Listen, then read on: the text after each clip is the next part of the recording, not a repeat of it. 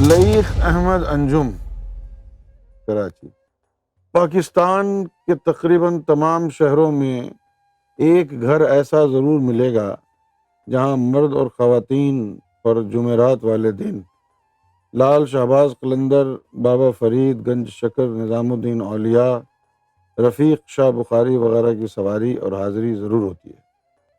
سینکڑوں کی تعداد میں لوگ بھی اپنی حاجت روائی کے لیے جمع ہوتے ہیں۔ مرد اور خواتین پر بزرگوں کی حاضری اور سواری کی اصل حقیقت کیا ہے، بیان فرما دیں۔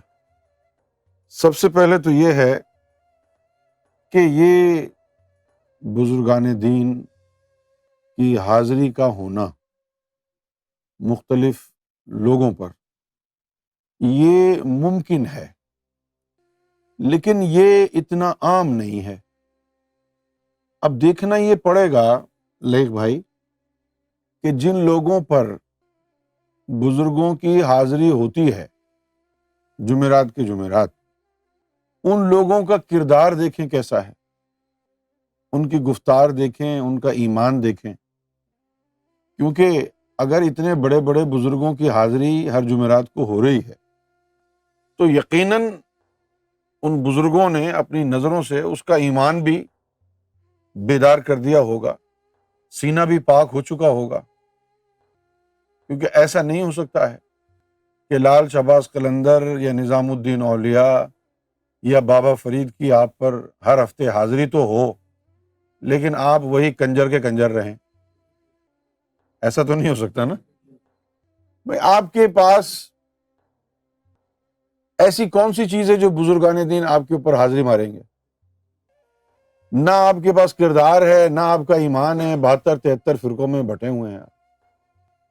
تو یقیناً ایسا ہوتا تو ہے، لیکن وہ بزرگان دین آپ کے اندر حاضر ہوں گے تو ان کے بھی کچھ لوازمات ہوتے ہوں گے نا۔ کیا وہ ایسے جسم میں داخل ہو سکتے ہیں جہاں پر گند اور غلاظت، نفس کا کتا بیٹھا ہو، حرص و حسد ہو، ایمان نہ ہو، حضور کی امت سے جو ہے وہ خارج ہو، نہ دل میں نور ہو، نہ سینے میں نور و محبت ہو؟ پھر حاضری کیسے ہوگی؟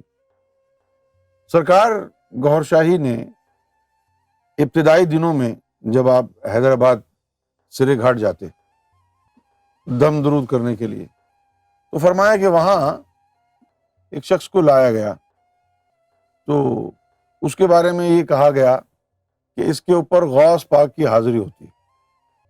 تو سرکار نے فرمایا کہ جب اس کو لایا گیا تو ہم نے اس کو پوچھا کہ ہاں بھائی بتا تو کون ہے؟ تو وہ کہنے لگا کہ میں غوث پاک ہوں۔ سرکار نے فرمایا کہ نہیں، ہمیں پتا ہے تو کون ہے، تو اپنی زبان سے بتا دے۔ تو وہ ایک جن تھا۔ اب دیکھو نا، تیرے اندر جن بیٹھا ہے یا کوئی بزرگ کی روح آئی ہے، تجھے کیسے پتا چلے گا؟ تو یہی دیکھے گا کہ ہاں میرے اندر کچھ تبدیلی آئی ہے، آوازیں آ رہی ہیں۔ اگر مجھے سوائے اردو کے کوئی اور زبان نہیں آتی اور پھر اس لمحے میں اچانک عربی بولنا شروع کر دیتا ہوں تو لوگ پریشان ہو جاتے ہیں، ہاں یار کچھ نہ کوئی تو چکر ہے، دیکھو اس کو تو عربی آتی نہیں ہے، یہ عربی بول رہا ہے، غوث پاک ہی ہوں گے یہ۔ یعنی چھوٹی چھوٹی جو چیزیں ہوتی ہیں نا، وہ انسان سوچتا ہے کہ ہاں یار یہ اس کو تو اردو کے علاوہ کچھ آتا نہیں ہے، تو اب اگر یہ فارسی بول رہا ہے، یہ عربی بول رہا ہے تو یقیناً غوث پاک ہی ہوں گے۔ تو وہ جنات ہوتے ہیں۔ ایسا بھی نہیں ہوتا کہ کوئی آدمی جو ہے نا ایسے ہی یعنی کہانی گھڑ لے، کیونکہ کہانی گھڑنے پر جو ہے آدمی خود ہی شرمندہ ہوتا ہے۔ لیکن یہ جو جنات ہیں یہ انسانوں میں گھس کے کرا لیتے ہیں، بڑی بڑی جو ہے نا وہ باتیں کرا لیتے ہیں، گمراہی کا اڈا کھل جاتا ہے ایک۔ اب اگر جن کسی کے اندر آ کے کہہ دے کہ بھائی میں نظام الدین ہوں تو آپ کے پاس کیا کسوٹی ہے؟ تو ایسا روحانی طور پر ممکن ہے لیکن یہ عام نہیں ہے۔ بزرگان دین آپ کے اندر کیوں گھسیں گے جب آپ اتنے اندر سے غلیظ ہیں؟ نہ نفس آپ کا پاک ہے، نہ دل آپ کا بیدار ہے، کیوں آئیں گے وہ؟ تو ایسا بڑا شاذ و نادر ہی ہوتا ہے۔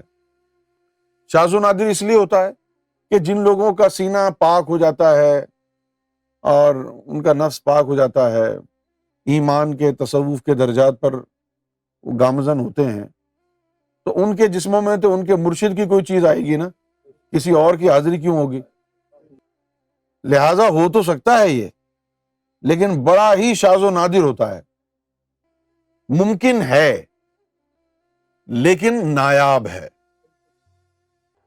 اور اس وقت تو لوگوں کو پیسہ بنانے کے لیے کوئی بھی ڈھونگ رچا لیتے ہیں، تو یہ نہ مومن ہے نہ یہ ولی ہیں، یہ ڈھونگی لوگ ہیں، پیسے کے لیے کوئی بھی ڈھونگ رچا لیتے ہیں۔ کسی کے اوپر غوث پاک کی سواری آ جاتی ہے، کسی کے اوپر داتا صاحب کی آ جاتی ہے، اور تم کون ہو؟ میں جی بریلوی ہوں۔ لے تیرے پاس کیوں آئیں گے غوث پاک؟ سوچنے کی بات ہے نا۔